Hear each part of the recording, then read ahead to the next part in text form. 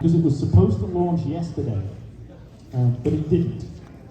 I was hoping that it would have launched yesterday and we could talk about it and have a discussion, but he says it's probably not going to be until 2023. It is coming, but it won't be to next year because they haven't got approval from the state yet for the telematics that they need to collect from the cars.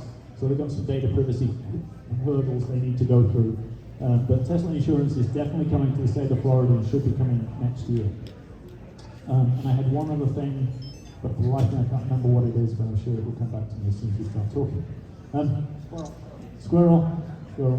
All right, Chris Salvo, come up onto the stage, Chris.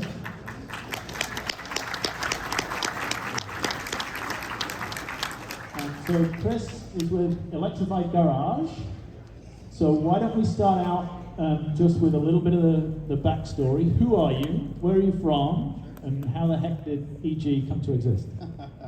Okay, so as you so graciously introduced me, my name is Chris Salvo. I'm CEO of Electrified Garage. I started as a BMW technician, as many Tesla technicians did. I then got a job with Tesla shortly thereafter from when you started. So I was with Tesla in Boston, Massachusetts in January of 2013. And I was there until about the end of 2017. I sent Elon an email and told him how stressed out we were and how much we needed more resources. And unfortunately, middle management doesn't really appreciate it when you undermine them, even though that's what Tesla says to do directly. If your immediate superior doesn't help you, go to the next person. Well, I went all the way to the top. I talked to Elon's office secretary at length about the things we needed, and the biggest problem we had is very dissimilar to Florida. We only had one service center for all of New England. So we were in charge of close to 15,000 cars, and we had 6 guys to service 15,000 cars. So 6 days a week, 100 hours a week, just didn't really cut it, and I was kind of tired of being a zombie all the time. So anyways, some changes did happen, things did get better.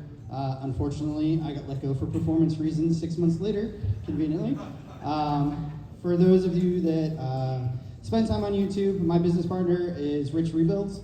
If any of you follow his channel, his claim to fame was he took a car that was in hurricane safety, literally had a dead fish in it when he got it, that's how flooded it was. Realized very quickly he couldn't fix this on his own, so he went and picked up another car that had been in an accident and swapped all the electronics over. I was that jerk at Tesla that wouldn't sell him parts when he came in to try to buy a 12-volt battery because his car was salvaged. Thankfully, he doesn't hold a grudge, so after I left Tesla, I bumped back into him. And so he was, only had 30,000 followers at that point and was trying to find a way to make more content now that the car was together and running. I had started a company called EV Tuning that was doing parts and accessories. We were like the first people to make replacement parts for door handles. I'm sure everybody here that has a Model S has had at least one door handle break. We make a kit that fixes that. So between the two of us, I had content, he had exposure. We worked together. For the next 18 months or so, we were doing nights and weekends installs of all the different things we were selling, making content on his channel. And at that point, people were asking Rich from all over the country, hey, I want third row seats in the back of my Model S and Tesla won't do this for me. Is this something you'll do? And reality is, Rich is an IT director and has no business fixing a car at all, and it's a miracle he hasn't died trying to take battery packs apart on his own. So he's literally a cat that's out of lives at this point, so he said, I've changed a battery in flip-flops for the last time, but I think you have a better chance of not dying. And I have another business partner, Chad, that was also part of the mobile team for Tesla up in Boston, so 3 of us got together, sat down one night, tried to think of what a name for the business would be. It's kind of ironic, the reason why we picked Electrified Garage instead of Electric Garage was Electric Garage's URL was $25,000 and Electrified Garage was only $12.99. So we're like, great, this is for us. So everybody now remarks about how great the name is and how it doesn't pigeonhole us into only doing one thing. We're not just like the Tesla alternative or something like that. We do everything. We do little kids' Power Wheels and put cordless drills in them to make them go faster. We had one kid that was kind of on the spectrum for autism and had an electric dirt bike. The dirt bike couldn't keep up with him. So we hot rodded it, put a bigger motor in it, bigger batteries, now he's going to bed, and the bike is still sitting there going, well, who's the next person that's going to ride me? So, so it's rewarding to do that kind of stuff. But from there, obviously we're a Tesla alternative. We do things exactly the same way Tesla would do them. But then we also do the stuff that Tesla doesn't want to do as far as aftermarket things are concerned. So in New Hampshire, New England, Canada, winter wheels and tires is a big thing. Tesla would not at that time install aftermarket wheels and tires. Now I think they'll make you sign a waiver that says, I know these aren't original, and do it for you. But simple things like that were kind of silly, and that was like an opportunity for us to, still help you out with things that you need to do without going to somebody that potentially might do something that harms the vehicle or compromises your warranty or something of that nature. So. And now you're in Florida. Yeah, so now I'm here in Ocala, I'm here in West Palm Beach. If you noticed outside, we're also partnering with EV Garage, who's hanging out in the back there, Arturo and Gerardo and Jose. So those guys are down in Palmetto and in Doral. So we're going to be licensing our brand to them, and they're going to be an extension of Electrified Garage for South Florida. And then we're going to be looking at doing that around the country over the next 2 years. Cool, good stuff.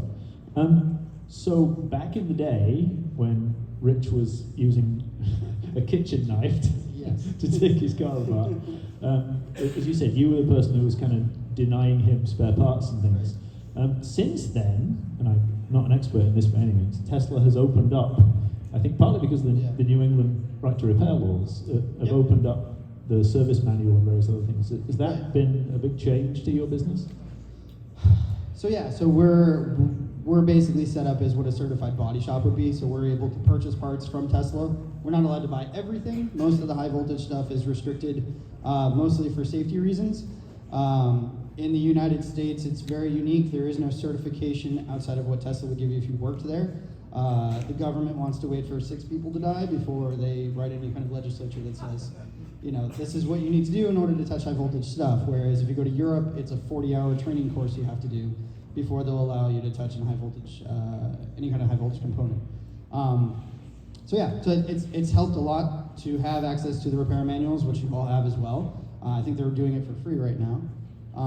But then you also can get access to Toolbox yourself, and if you're somewhat handy and understand computers, you can figure out some of the basic stuff on how to reprogram your own car or to install a module, that kind of stuff. For the more complex things, like the orange car outside started as a 2-wheel drive car. We put the front motor in it, replaced the battery with a dual motor battery, and then reprogrammed the whole car, so now it's a performance car. Stuff like that's probably above most people's ability, but for average stuff, like if your charge port was to break, you could change your own charge port now and reflash the car and it would work. So it's come a long way.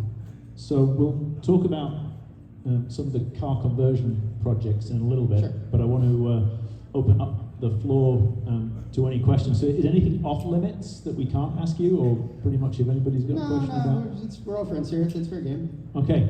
So has anybody got any questions about Tesla parts, repair, service, what breaks, what doesn't break, those types of things? Got a Model Y Performance and an X-Plaid I just took delivery of 6 weeks ago. I'm unclear on rebooting. Can you talk a little bit about rebooting and how, whether it's important, not important, or, my Model Y screen has gone blank on me a few times, and that's a little disconcerting to say the least, as you're doing about 90 miles an hour coming down 95, but, there's some different methodology as far as like, do you press both scroll wheels? Do you step on the brake at the same time? Like, what do you need to do as far as that's concerned? My experience is that the brake pedal doesn't actually do anything other than ensure that you're not going to accidentally have the car in drive and do something stupid while the car is rebooting. So it's really just a scroll wheel reset. The other real reset would be the fact that you have to disconnect the 12-volt battery. For a 3 and a Y, there's another connector underneath the rear seat on the right rear passenger seat. That also has to be disconnected. That shuts the whole car down. You plug that back in and reconnect the 12-volt battery. That brings the car right back up again. That's the only real hard reset that there is. Like I said, stepping on the brake pedal doesn't do anything. As far as the screen going black and that being disconcerting while you're driving down the road, I would agree. But by the same token, there are 2 separate systems at work there. So The MCU and the screen and everything as far as like your navigation radios, that stuff, that's a completely separate system from everything that has to do with the car driving. So even though the screen could be off, the rest of that stuff is still operating in the background, and you're not physically resetting that stuff at that time. So you shouldn't be overly concerned if it does happen. Obviously, if it never turns back on again, that's a bigger problem. but otherwise, it's not a huge cause for concern, and it's a computer on wheels. They need to be rebooted every so often, the same way your computer at home. You shouldn't leave it on all the time. So, usually when cars come in for an annual service, we'll do that hard reset and bring the car back up, and usually that alleviates 95% of the problems.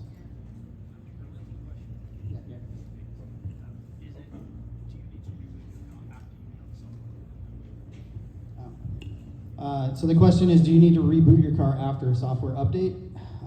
Typically the car is going through and doing its own rebooting anyways, so you usually shouldn't have to do that. The only time I'd say maybe would be if you get an alert that the firmware failed and needs to start over again, then that would be the time to reboot it. Hey, so 12-volt battery, I have an X, and Okay. also have a Model Y. So is there a best practices or a better way, because we're on our third battery in the X. Okay. Is there really going to be a lithium replacement or something that we could leverage versus the lead acid that's currently in there? So another gentleman actually just approached me about this outside, Olaf. And so the concern I would have is that those batteries run at a higher voltage than the regular lead acid ones do. So it's not just as simple as swapping the battery. There's charging logic that has to be adjusted as well. So I don't know how they would necessarily make that backwards compatible for all of them. There are a couple of aftermarket solutions where they have their own battery management on board rather than rely on the car to do that. So the battery itself says, okay, this is what I want, this is all I'm going to allow to go in here. If you try to do more or less, I'm going to shut myself off and protect myself. So the bigger issue is more how Tesla charges their batteries as to why they fail more frequently. And I think that because the lithiums are a little bit more resilient, and also they've only been out there for a year and a half or so now, we may very well see that they're going to have issues too, just for different reasons. But the lead acid batteries, because they're being overcharged constantly, they literally get pregnant, and like the battery case itself starts to swell because they're getting essentially cooked alive. And down here in Florida, heat's not your friend either. So really, it ends up being like anywhere from 18 to 24 months, maybe a little bit longer, is basically all they last, and then at that point they need to be replaced. So. Hi, I have Hello. hello? Want to push the power button accidentally? It's a really inconvenient spot for I have a 2021 Model 3 standard rear wheel drive, and I understand my battery is different than all the other models, and I'm never sure when I just go around town whether I should keep it at an average charge, like keep it at 60% if I'm only going to use like 20 or 30% that day, Mhm. or one of the technicians at Tampa Service said I can charge the standard rear wheel drive battery to 100%, no Right. problem. Can you tell me what's different about it, and can it be replaced ever with a more longer range battery, or is that impossible? Okay. So the reason why is the chemistry of the battery and the physical materials making it up are different. So the standard range batteries, it's fine to charge them to 100%. They actually suggest that that's the best way to treat it. The other cars are using lithium ion instead, and those ones don't like to be charged or left at 100% for long periods of time. But as far as that's concerned, I'm like the opposite of everybody else, and I've never had a problem. And usually the people I tell to do it how I do it don't have any issues either. So the general rule of thumb is probably what, 20%? No more than discharge more than 20%. Don't charge it more than 80%. Leave it in that sweet spot, and everything will be great. Well, that is until you go on a long trip for the first time. You go to charge back up, and let's say you're supposed to have 350 miles of range. The car may only show that you're going to have 330 miles of range. So the reason for that is the car has to know where the top and the bottom of the battery are. If you're constantly staying in Goldilocks land, it's never going to know what's the top and what's the bottom. So that doesn't mean that you're not necessarily going to get the range out of the battery that it's supposed to have, but visually on the screen it's not going to show that that's the case. So cycling the battery through, charging it to 100%, and then discharging it below 10% on a 220 outlet is the best way to teach it what that is, and you could do that like 3 or 4 times before you get ready to go on a trip. But for myself, I charge for 100% every single day because I know I'm going to go out and drive my car every single day. And whether it's I got to go to work or I may have to go rescue somebody on the side of the road or whatever it may be, I want to make sure that I have that range there. So my Model 3 has 88,000 miles on it. Originally it got 310 miles on a charge. I still get 290 at max capacity. So we lose 20 miles of range over that period of time. It's really not that bad. So, you know, I'm kind of jaded about everybody that is told, don't charge past this, don't discharge past that. And in reality, I just get in the car and drive it like a regular car, and I never have any problems. But it always seems to be the people that are super, you know, particular about keeping it in that spot. Those are the ones that are first to squawk and have problems. So, and as far as changing the battery goes, we could put a long-range battery into your car. It's a one-for-one swap. We would just have to reprogram the car and let it know that you have a bigger battery. That's all. Yes. Hey, Chris. So regarding the Platts, Yes. for us enthusiasts of high-performance cars in a safe environment, obviously. Mm-hmm. Tesla keeps advertising that the Platts the top speed is 200 miles, which is not, because the car is limited to 160 something and 170 something in track mode, which I find it's disappointing because you're advertising something that is not real. Right. So what's the real reason why the car is limited? You hear the brakes, the liability, the whatever, the motors.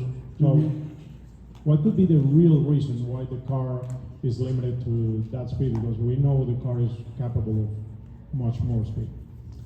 My understanding was that it was a combination of, yes, the brakes are not necessarily safe to try to come down from speed at that speed, and I've got a number of customers with that issue. The other thing is I think the tires are not necessarily rated for that speed as well. So if you go for a continuous period of time, you could have a blowout with one of the tires.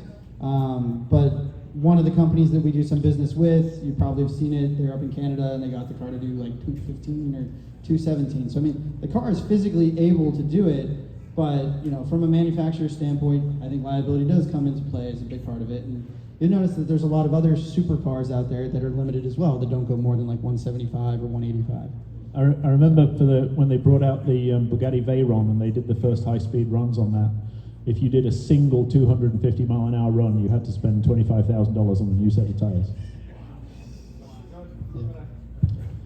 I have a 22 Model X long range.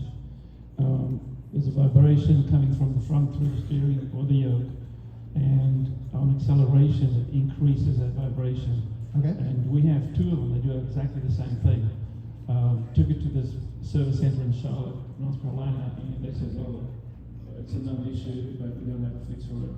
Engineers are researching it, and so I looked on YouTube, and there was a guy with an X 2019 X, and he did a nice little video where he's on his way to Charlotte and called service center, and they replaced the 2 front, I think half drive shafts. Yeah, they have shafts. Yeah, and that fixed it.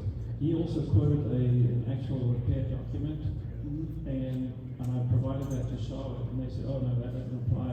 It's from way back."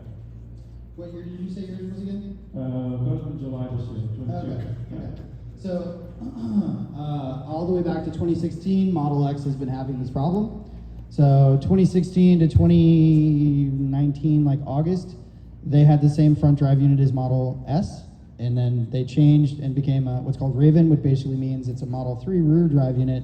They've moved it up front to the car, and now your car is a completely different setup altogether. Unfortunately, whoever designs the motor mounts is the same guy that designed the motor mounts in 2016. And so the issue is, everything is allowed to move and flex around in such a way under hard acceleration that it beats up on the angle of the axles. And the axles were the wrong length originally. I believe they've corrected that part. But we're actually working on basically stiffer motor mounts so that everything isn't allowed to shuttle around. And that's essentially what you're feeling is that initially it's just the motor moving, eventually it starts to beat up on the axles, and then you're gonna feel it all the time. And so one of the reasons they said to ride around in low all the time was so that it kind of helps with the geometry of the axles and puts less strain on the motor itself. But the reality is that they still haven't fixed that problem. So a brand new car today has the same problem as it did in 2016. Some components have changed over time, but the overall design of how those mounts are made is the same. It's just really soft rubber, and it's kind of for like, ironically, it's created for noise and vibration reasons, so you don't get that stuff, and instead it's causing it instead of alleviating the issue. A 12-volt battery and auxiliary connection. Yes. I'm on a road trip from San Diego, and I bought one of those little refrigerators you plug in a cigarette lighter. Okay. And I'm having to use camp mode in order to keep it running when I'm not driving it. Right. What are your thoughts and concerns about using the 12-volt battery and the DC to DC converter, et cetera, and taking advantage of that? Is there a problem with that? Is there any issues? So it really depends on how much extra power that refrigerator is drawing, but for the most part, it should be fine. The car is smarter than you or I, so if there is an issue, it'll shut itself off or deny 12-volt power going to it if there is an issue.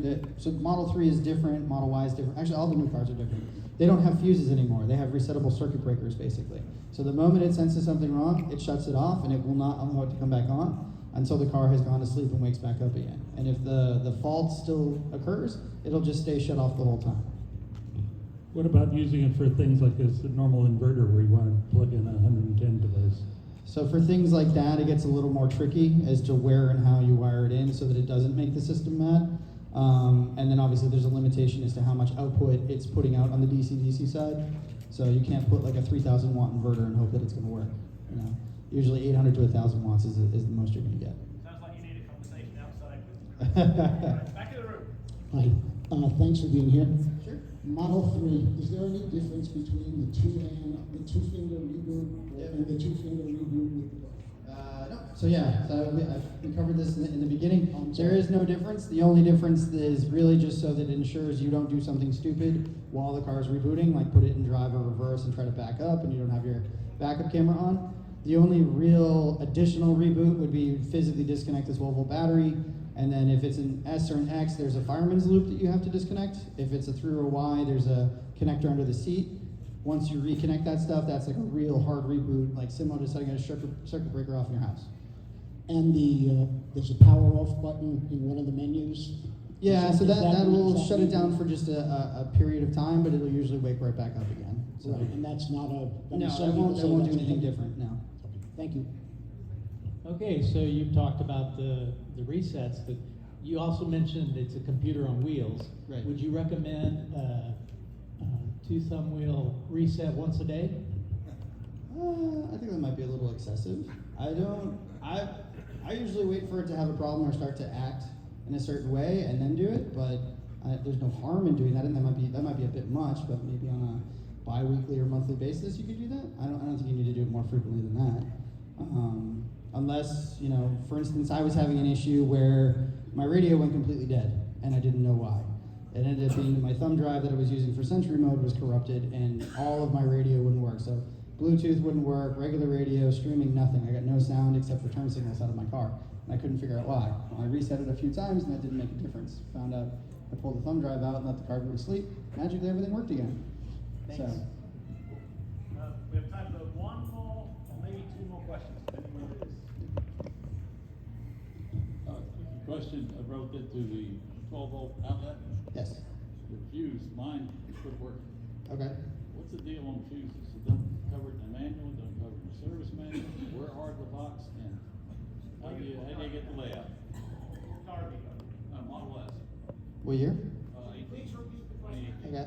So his question is, he has a 2018 Model S and what we used to call the cigarette lighter, the 12-volt power outlet that's in the center console. It's dead. It doesn't work anymore, and there's nothing in the service or nothing in the owner's manual that tells you where the fuses are like a regular car.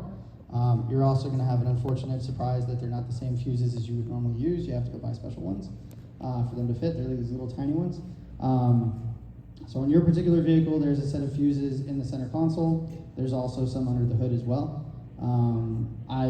After we leave here, if you want to come over, we'll take a look on the computer and I can show you exactly where it is. Easy. Next question. Have you had experience prepping Teslas to go to Europe? Myself and my brother-in-law both looked into it and ended up deciding it wasn't feasible or worth doing. So this is the secret Programming. sauce stuff that Elon doesn't want you to tell anybody about. If it's an MCU1 car, then basically what we need to do is jailbreak the car, and then we have administrative access over the vehicle. At that point, we can tell it that, obviously we would need to get the parts from Europe, the different charge port, the 3-phase charger, and that stuff. Once we have those components, it gets more tricky because there's also a bunch of wiring harnesses that have to be done at the same time. It's physically possible, but I don't know, unless you're hell-bent on doing it, it may not make sense from a cost standpoint. It could probably be in the neighborhood of $4,000 to $5,000 when all is said and done, just because of how much of the car is going to have to get rewired to do that. But it is doable, and we can do configuration changes in that way. Much like we took a 2017 75D, and we took the battery pack and the rear motor out of a 100D and made it into a P100D. We just reprogrammed the car afterwards. So, or if you wanted to add a second onboard charger, we can do things like that as well. But the European thing, we get that question fairly frequently, and nobody seems to want to justify the cost to do it. So, Cool. Alrighty, in the last 1 minute, I've got a quick question for you, and then we'll wrap it up and hand it over to the next person. So, super impressed. We haven't managed to stump Chris yet. He's going to be here all day, right outside this door. So if you've got any other questions, then hit him and Byron up. If they haven't seen it, I'll be amazed. You've seen pretty much everything. So the last thing. So outside, you've got an electric mini moke. yes, And you've got half of an electric. half of a Land Rover. Yep. Half of a Land Rover. Yep. So that's another part of the business that you put Tesla bits in. other Right, cars? exactly. So so we also do gasoline to electric conversions as well. So the Land Rover is a 61 Land Rover Series 2. We took the gasoline engine out of it. We put an electric motor from Netgain. Similar, if you're familiar with EV West, it's a similar drive unit to what they put in their air-cooled Porsches. We kept the rest of the driveline original because that was a customer's request to not modify the vehicle in any way. So if they want to put it back to stock, they can. And then we're going to be using 7 modules from a Tesla battery pack, and those will be going into there. So it'll have about 35, 36 kilowatts. It'll go about 100, 120 miles on a charge. It'll make twice as much power as it did originally. So it'll be a fun car to go back and forth to the beach. That gentleman lives in Miami, so it's just to go to and from his condo. But then as far as the Moke is concerned, Mokes come with these big heavy lead acid batteries. They don't go very fast, kind of intentionally. So instead we take all the lead acid batteries out. We take about 500 pounds of weight out of the vehicle. So the vehicle starts life at 950 pounds and we take 500 out. We only put about 150 back in. We use 3 Tesla modules, and then we up the inverter. No, I'm sorry, not the inverter. The motor controller gets bumped up in voltage as well. It now does 40 miles an hour, so you can drive it on a regular street because it is street legal, and it's not so terrifying that you're going to get run over by some kid in a Honda Civic. But yeah, so we do EV conversions. We actually just finished doing 2 for Robert Downey Jr. that you'll get to see on Discovery Channel next year. We did a 65 Corvette for him, and we did a 72 Chevy pickup truck. So, And I know we're 1 minute over, but do you just want to mention the original Roadster? oh right, yeah. So the other thing, as you were talking about before, they had the one from Iron Man that was in the show there. So we have the car before that. We have the yellow Roadster Mule 1 up at our shop right now. I magically found an AC propulsion drive unit and the power electronics module. So we're going to be in the process of restoring that right now. And that will be, thank you. that will be at the Peterson Museum starting in the middle of November, and that'll probably be there until mid next year. And then we're working with all of the original engineering team to hopefully film a series of physically putting it back together to the point that it drives. Right now we're just making it look the part. Next year we'll be putting real batteries back into it and getting everything hooked up and livened up so that it'll be, what it was originally, 15 years ago now? Yeah, so that'd be pretty cool. Ladies and gentlemen, Chris Salvo. Thank you.